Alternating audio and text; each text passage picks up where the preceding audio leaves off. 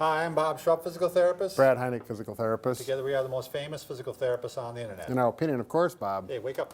Okay, Brad, today we're going to talk about the slap tear. Right. Or slap lesion, I think they Right, call it. which is a shoulder injury, and it's kind of an interesting name. It's like they call it slap tear. Sometimes they'll say slap lesion.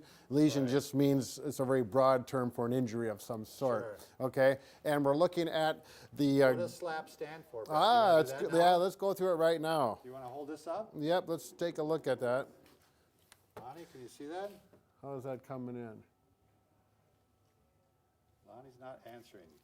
Now she's saying yes. I think we got it focused?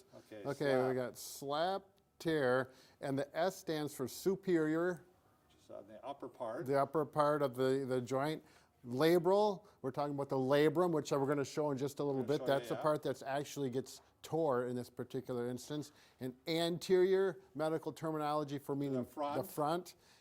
Anterior to posterior, so it happens from the front to the posterior, which is the back. Yeah, from the front to the back. Right, so it's a superior labral anterior to posterior tear. Quite a mouthful. Right. So let's see what that means. All right, so let's get our skeleton here. Slappy. Slappy. I'll be nice to him. He's been helping us out a lot lately. So we got the joint tore apart here.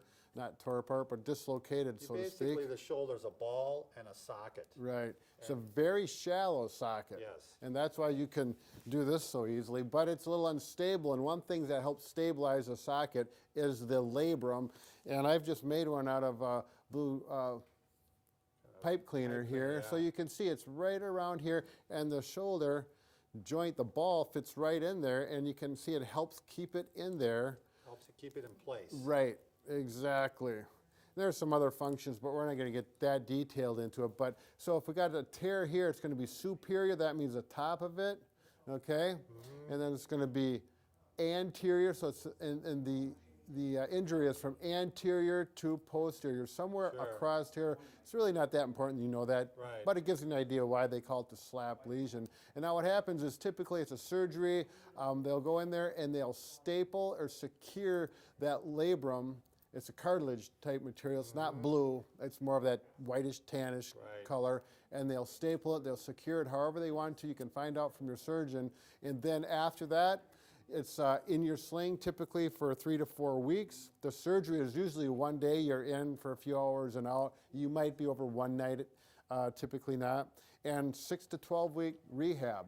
You're not going to have this without having a therapist involved. Involved. They need to change it every step of the way. It's very fluid. Right, there's a protocol, and Yeah. each surgeon sometimes have a little bit different protocols, Right. so you don't have to, worry about that. You just follow the therapist, and they usually go quite well. Right. They heal well, and you'll recover well, and A lot of pitchers end up with this one. sure, yep, exactly. You can.